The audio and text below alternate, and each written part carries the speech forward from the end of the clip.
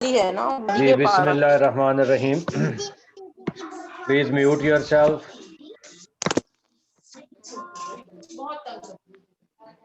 Excuse me. जी बिस्मिल्लाहिर्रहमानिर्रहीम। Today we will discuss the next term, reverse writing. A way of sir मेरा writing. सवाल आपसे यहाँ पे ये जी सवाल पूछिए प्लीज।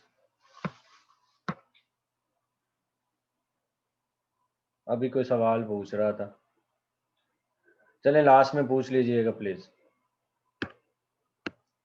जी reverse writing, a way of writing in which a pictorial representation of an object is used to indicate the sound of that word for that object. ये सिंपल सेल्फ एक्सप्लेनेटरी टर्म है, जिसमें क्या हम करते हैं कि ये राइटिंग का वो स्टाइल है विच a pictorial representation of an object is used to indicate the sound of the words for that object. ये हमने लास्ट टाइम भी डिस्कस किया था कि जैसे आप बच्चों को पढ़ाते हैं एप्पल, एप्पल को आप उसकी साउंड सिखाने के लिए, साउंड सिखाने के लिए आप उसको एप्पल की जो है वो पिक्चर जो है वो दिखाते हैं। तो this is basically the way of writing in which pictorial representation of an object is used, कि पिक्चर्स के जरिए से हम जो है वो बच्चों को सिखाते हैं, साउंड सिखाते हैं किसी भी ऑब्जेक्ट के हवाले से। ठीक है जी। उसके बाद है रिकर्शन। रिकर्जन जो है this is basically a term of syntax and it's a very important term, और इस पे क्वेश्चन भी आया हुआ है अगर आप प्रीवियस पेपर्स देखें तो। रिकर्जन का मतलब क्या होता है? The application of rule again and again, कि जब आप क्या करते हैं, एक रूल को बार बार अप्लाई करते हैं। The repeated application of a rule in generating structure. जैसे क्या होता है कि आप जो है एक सेंटेंस लिखते हैं, आप फर्ज करें लिखते हैं Ali who is my friend inverted comma lives in Lahore. ठीक है जी। अब ये क्या है? दिस इज एम्बेडिंग क्लास या रिलेटिव क्लास भी इसे कहते हैं। अब ये रिलेटिव क्लास जब आप किसी फिक्रे में लगाते हैं तो you can add more and more relative classes. Ali who is my friend, who इसमें आगे और रिलेटिव क्लास एक ऐड कर लें, who is the son of a doctor comma whose father lives in defence. ये आगे आप इसमें क्या कर रहे हैं, +1 +1 +1 +1। अब ये क्या कर रहे हैं हम, we are inserting embedding classes, relative classes again and again according to the same rule. तो recursion का मतलब क्या होता है? The application of rule that is basically applied again and again in generating a sentence. अब इसमें आप जितनी मर्जी embedding करते जाएं करते जाएं करते जाएं, सेंटेंस जितना मर्जी बड़ा हो जाए, ठीक है, लेकिन वो ग्रामेटिकली इल फॉर्म्ड नहीं होगा। ठीक है जी।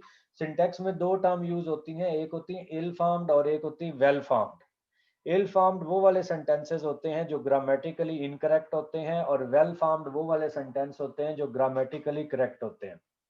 ठीक है जी। तो इल का मतलब ऐसे बीमार, यानी बीमार फिक्रा। बीमार फिक्रा कौन सा होता है? जो कि ग्रामेटिकली करेक्ट नहीं होता, उसको हम इल फॉर्म्ड कहते हैं, और वेल फॉर्म्ड जो ग्रामेटिकली करेक्ट होता है।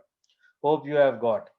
उसके बाद है reduplication, the process of repeating all or part of a form.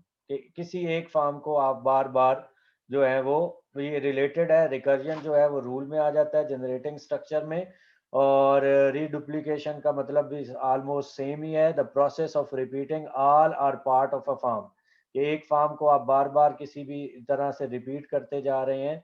जैसा कि नाम से जाहिर है, री का मतलब होता है दोबारा, डुप्लीकेट का मतलब होता है दोबारा से लेकर आना। तो रीडुप्लीकेशन के मतलब उसको डुप्लीकेट करते करते करते जाइए, मतलब एक ही चीज को बार बार। उसके बाद है reference, an act by which a speaker writer uses language to enable a listener readers to identify someone or something.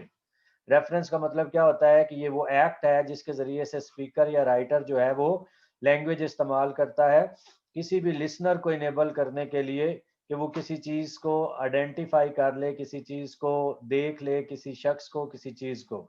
तो रेफरेंस का मतलब है कि मैंने मतलब आप देखिए ना, आप किसी के पास जाते हैं और कहते हैं जी मैं उनके रेफरेंस से आया हूँ, ठीक है। वो क्या मतलब है आप है कि आप जो है वो लिसनर को इनेबल कर रहे हैं कि वो आइडेंटिफाई कर ले किसको, जिसके रेफरेंस से आप आए हैं। तो this is basically an act by which a speaker or writer enable a listener to identify something or someone. Hope you have got the idea. उसके बाद है reflexivity, a special property of human language that allows language to be used to think and talk about language itself. कि जब आप language की ये एक property है, जैसे आपने बहुत सी प्रॉपर्टीज पढ़ी हैं, डिस्प्लेसमेंट भी लैंग्वेज की प्रॉपर्टी है, उसके बाद जो है आर्बिट्रेरीनेस भी है, वर्बल है, सिस्टमेटिक है, ये सारी ओरल, ये सारी उसकी प्रॉपर्टीज हैं। तो उनमें से एक रिफ्लेक्सिविटी भी है कि ये वो प्रॉपर्टी है ह्यूमन लैंग्वेज में जो कि हमें अलाउ करती है कि हम लैंग्वेज के बारे में सोच सकें, लैंग्वेज के बारे में बात कर सकें, लैंग्वेज के बारे में डिस्कशन कर सकें, लैंग्वेज के डिफरेंट एस्पेक्ट के बारे में हम बात कर सकें और सोच सकें, डिस्कशन कर सकें कि लैंग्वेज में, लैंग्वेज को यूज करते हुए लैंग्वेज की जब हम बात करते हैं तो वो रिफ्लेक्सिविटी कहलाती है। जैसे क्योंकि हम इतने दिनों से लिंग्विस्टिक्स पढ़ रहे हैं and we are talking about language and it is only possible with the this property of reflexivity. तो रिफ्लेक्सिविटी की वजह से हम लैंग्वेज के बारे में बात भी कर सकते हैं, सोच भी सकते हैं।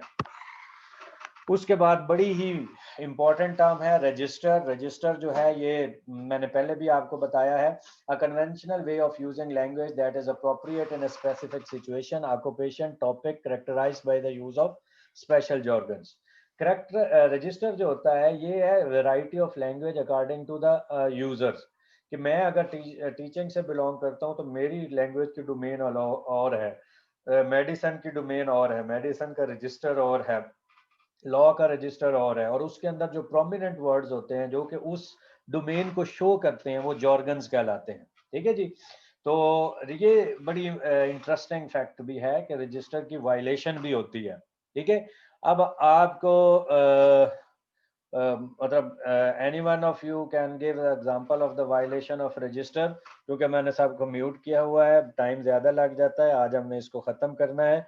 तो मैं खुद ही एग्जांपल दे देता हूँ। जैसे कोई एसपी लगा हुआ है और वो बाहर जो है क्रिमिनल से कैसे बात करेगा, मतलब the way he is talking to the criminals, अगर वही बात जाकर उसी स्टाइल में उसी वही चॉइस ऑफ वर्ड जाकर वो अपनी बेगम से इस्तेमाल करे तो बेगम आगे से क्या कहेगी? हाँ जी, बेगम कहेगी एसपी होएगा तो बाहर होएगा, जरा तमीज ना गल कर। तो अब उसने किया क्या है, बेसिकली उसने रजिस्टर को वायलेट किया है कि जो रजिस्टर उसका पुलिस वाला था उसको उसने घर में यूज किया, जिसकी वजह से वो उसकी जो भी है, अब बेगम के सामने बंदा, एनीवेज, ठीक है जी। तो ये रजिस्टर इस तरह से वायलेट होता है, जैसे टीचर है क्लास में, वो उसका काम है पढ़ाना और वो क्लास में पढ़ाए ना और जो है जोक्स क्रैक कर करके टाइम पूरा कर दे, तो वो भी वायलेट कर रहा है रजिस्टर को, ठीक है। तो जब भी हम किसी, जैसे इमरान खान है, आपने उसको स्पीच सुनी होगी, तो वो क्या कहता है, तो वो कहता है कि मैं एक ही बॉल में इनकी तीनों विकेटें उड़ा दूंगा। अब किन की विकेटें उड़ा रहा है वो, मतलब गवर्नमेंट की, या जब अपोजिशन में था। तो अब ना तो गवर्नमेंट की कोई विकेट है ना, मतलब what he is doing, he is using the register of cricket in politics, ठीक है। Hope you have got the clear idea of this. उसके बाद है रिवर्सिव्स।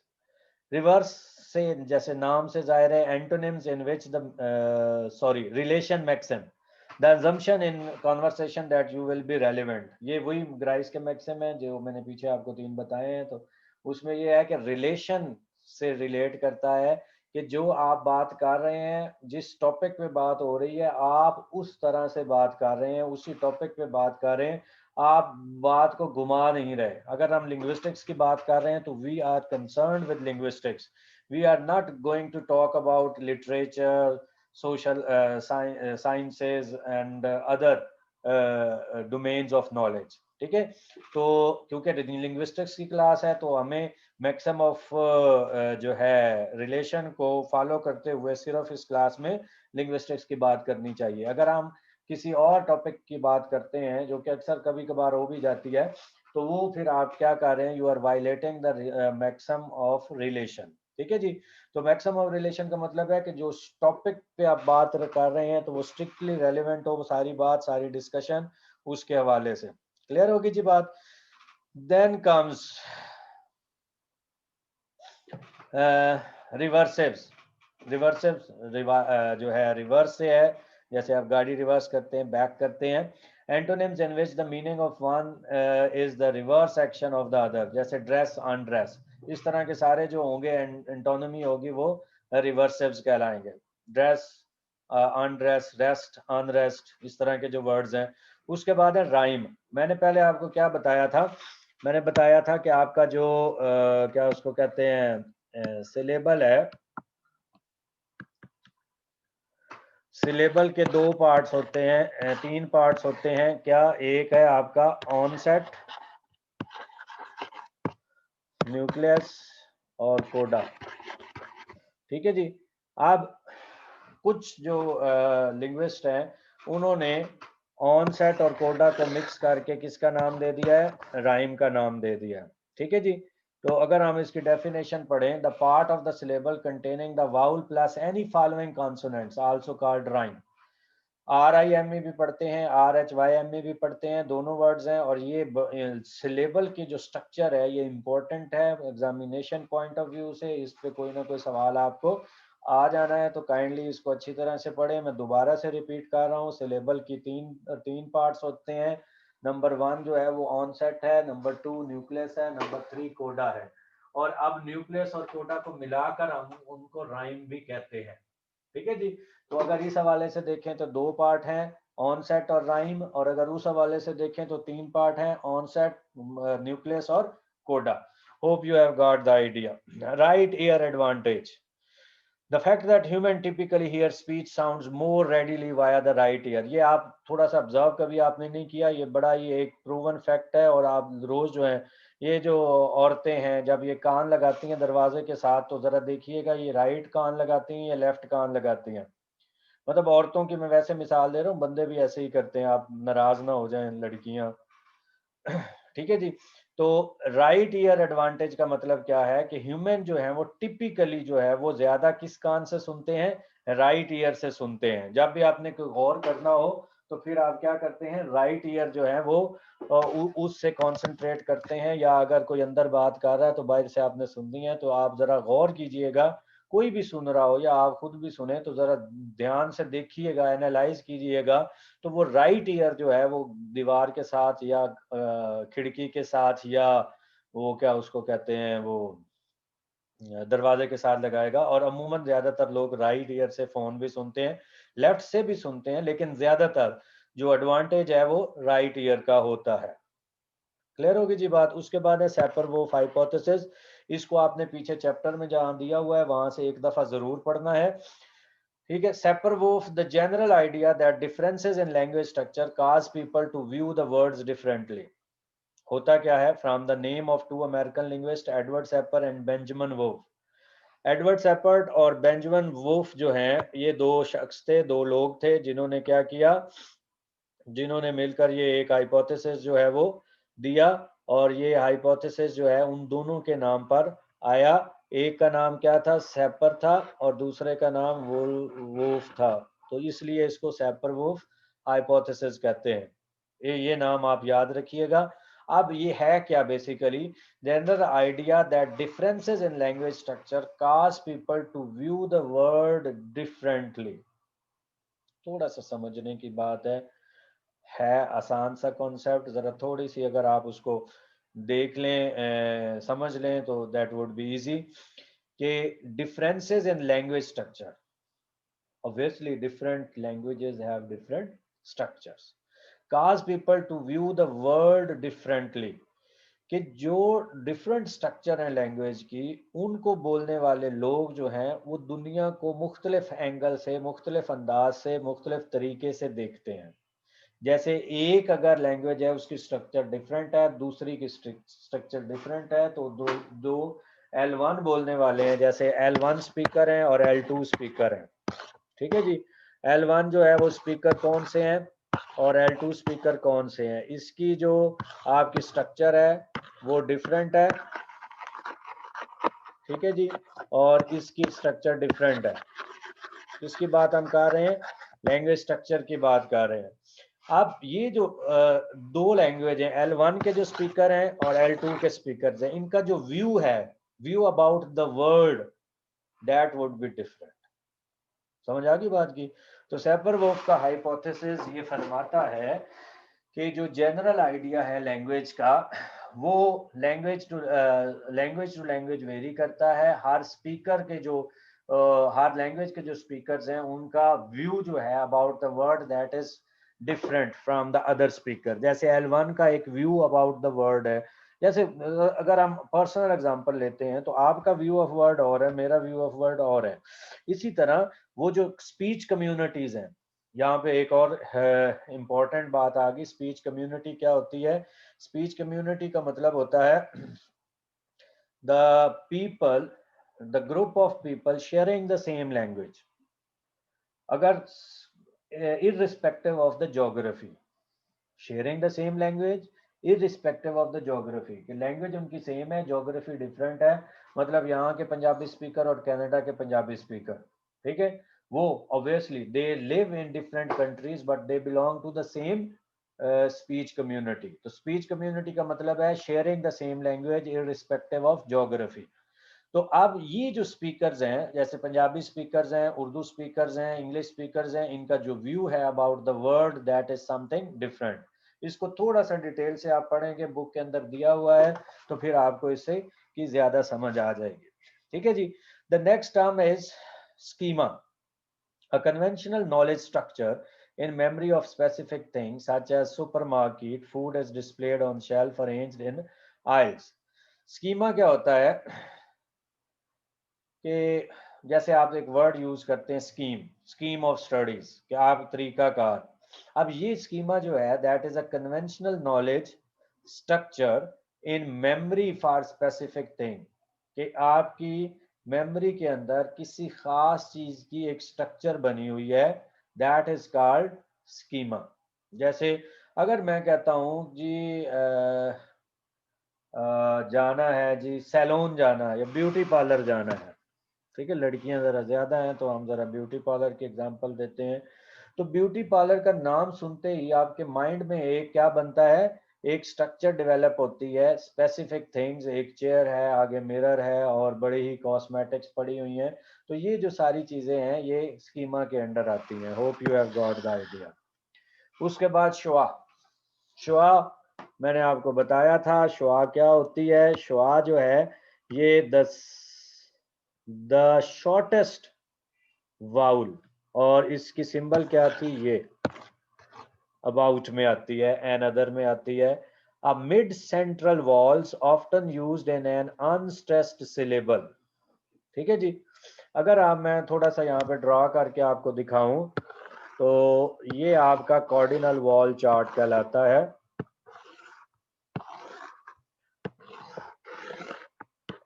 जिन्होंने लिंग्विस्टिक्स पढ़ी है उनको पता होगा, ठीक है। ये शुआ आपकी यहाँ पर होती है, ये शुआ है यहाँ पे, ठीक है जी। और ये सेंट्रल है, ये आपकी फ्रंट ऑफ टंग है, ये बैक ऑफ टंग है, ठीक है, ये सेंट्रल पोर्शन है, ठीक है जी। ये आपका क्लोज होता है, ये हाफ क्लोज होता है, ये हाफ ओपन होता है, ये ओपन होता है, इसी तरह ये भी ओपन है, हाफ ओपन है, हाफ क्लोज है और ये क्लोज है। इसको बोलते हैं कॉर्डिनल वॉल चार्ट, ठीक है जी। इसके ऊपर क्या होता है, इसके ऊपर सारे जो है वो वाउल्स की प्लेसमेंट होती है, ठीक है। और इसमें शुआ की जो प्लेसमेंट है वो यहाँ पर है, ये वाला आपका शुआ है, ठीक है जी। अब वो क्या कह रहा है, a mid central vowels often used in unstressed syllable.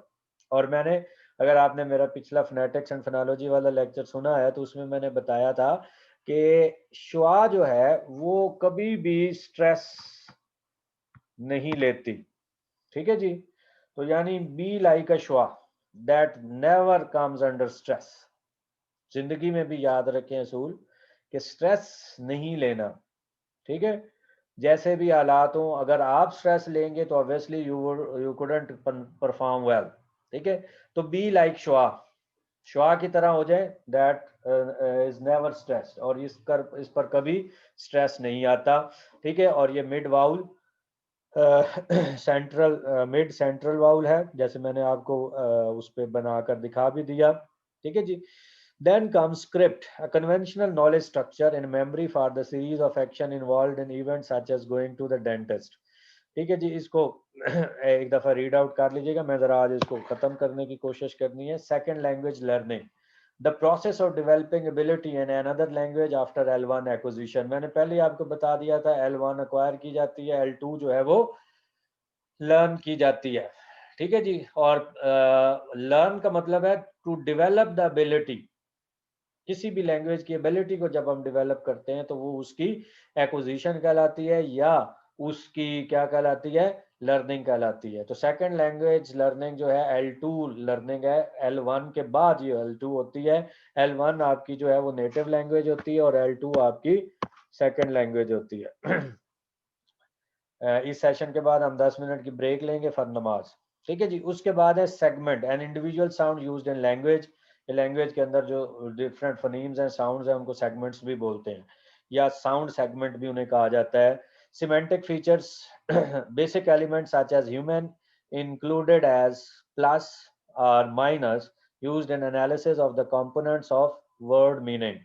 अब यहाँ पे थोड़ा सा हम देखेंगे कि एक थ्योरी है कंपोनेंशियल एनालिसिस की। अगर आपने लिंग्विस्टिक्स पढ़ी है तो आपको थोड़ा सा आइडिया होगा। ठीक है जी, कि कंपोनेंशियल एनालिसिस की थ्योरी क्या है।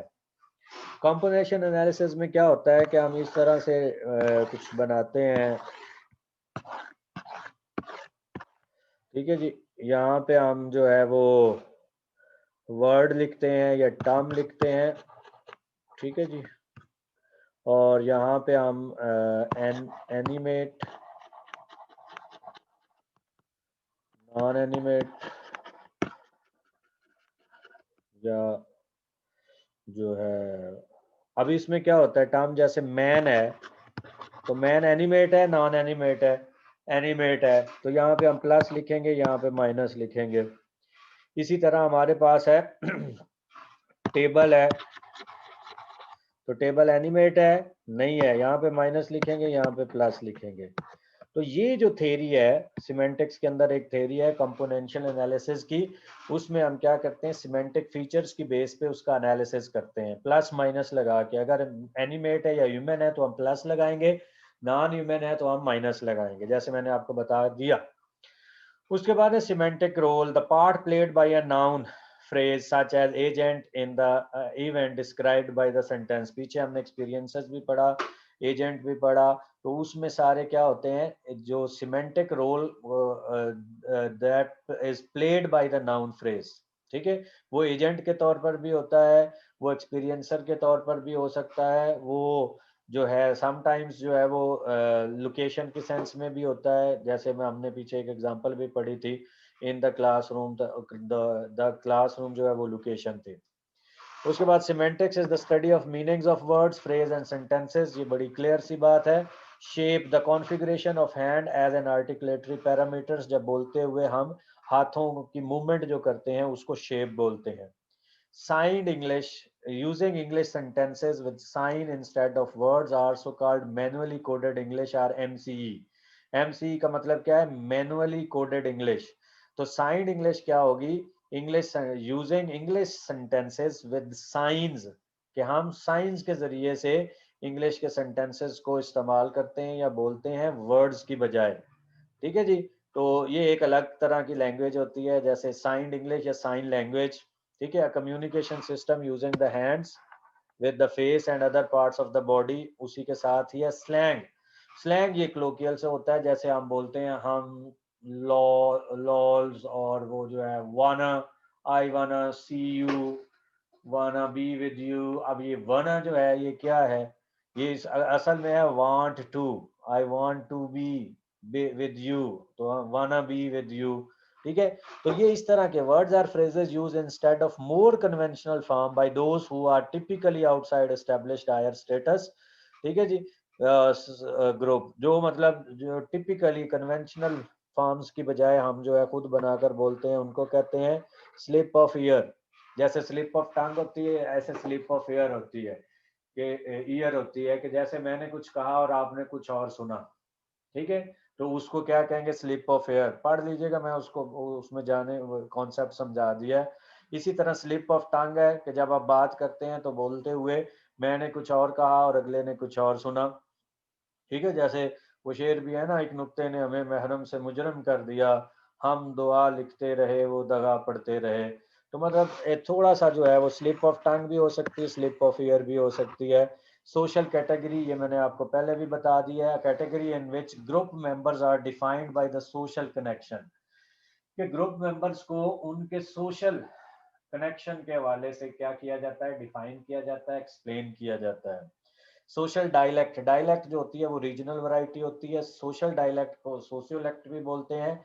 अ variety of language with the feature that differ according to the social status.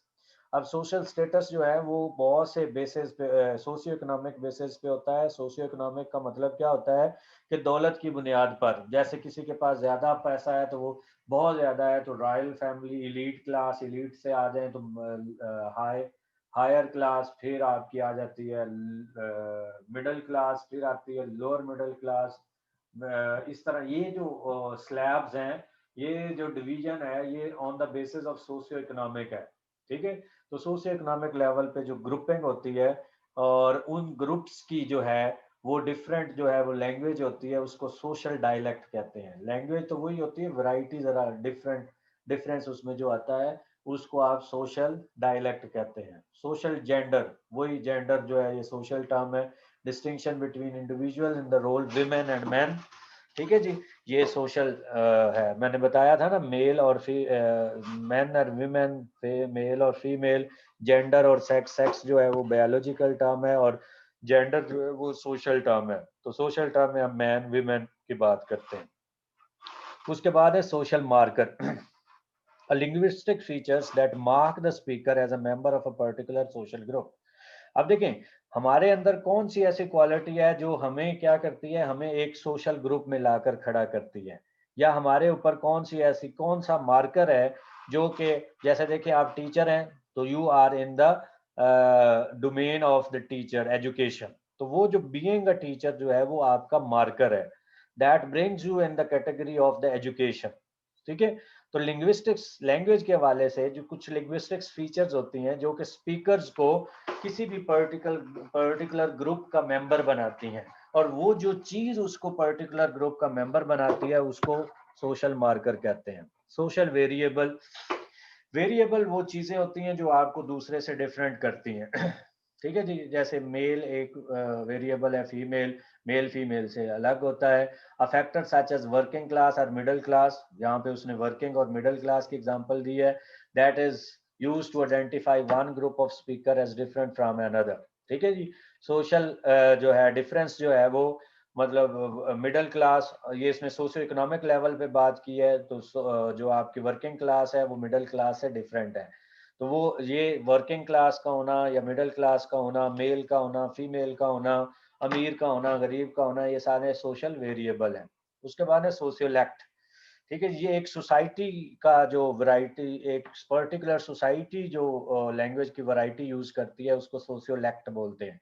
Social dialect, a variety of language that is strongly associated with one social group, कि जो एक सोशल ग्रुप से belong करती है। Social और लेक्ट, सोशियोलेक्ट, ठीक है जी। तो जो एक पर्टिकुलर ग्रुप की जो वैरायटी होती है उसको क्या कहते हैं, सोशियोलेक्ट कहते हैं, ठीक है जी। उसके बाद है सोशियो लिंग्विस्टिक्स कॉम्पिटेंस। हमने बात की थी लिंग्विस्टिक्स कॉम्पिटेंस की, कम्युनिकेटिव कॉम्पिटेंस की। यहाँ पे हम बात करते हैं socio linguistics competence, the ability to use language appropriately according to the social context, ठीक है।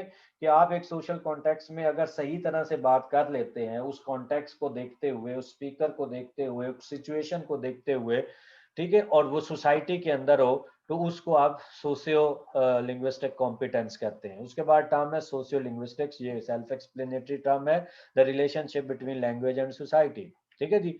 उसके बाद है sound loss, a sound change in which a particular sound is no longer used in language, the Weller fricative acts in Scottish laws but not in a modern English. Sound loss का मतलब होता है किसी भी एक sound जो है जो पहले किसी लैंग्वेज में हो और फिर वो उसका इस्तेमाल ख़त्म हो जाए। जैसे लोहड़ी डा की लैंग्वेज बोलते थे, वो डा जो है अब वो तकरीबन ऑलमोस्ट ख़त्म हो गई है, तो हम कह सकते हैं कि इन्होंने साउंड लॉस किया है। ठीक है जी। उसके बाद है source, the semantic role of the noun phrase identifying where an entity moves from, कि कहाँ से मूव, ये वही है सिमेंटिक रोल जो हमने पीछे पढ़ा है कि नाउन फ्रेज जो कि आइडेंटिफाई करती है कि एंटिटी किधर से किधर जा रही है, जैसे the boy ran from the house. ठीक है जी। उसके बाद है स्पेशल डिक्सिस। डिक्सिस मैंने आपको बताया था पॉइंटिंग वाया लैंग्वेज, और स्पेशल का मतलब होता है स्पेस, यानी किसी लोकेशन के को जब हम हाईलाइट करते हैं या लोकेशन की बात करते हैं लैंग्वेज को इस्तेमाल करते हुए, उसे स्पेशल डिक्सिस कहते हैं। जैसे हेयर एंड देयर, यहाँ और वहाँ, तो ये क्या है, this is basically location. Spatial deixis are concerned with the location here and there. ठीक है। उसके बाद पीछे हमने पर्सनल डिक्सिस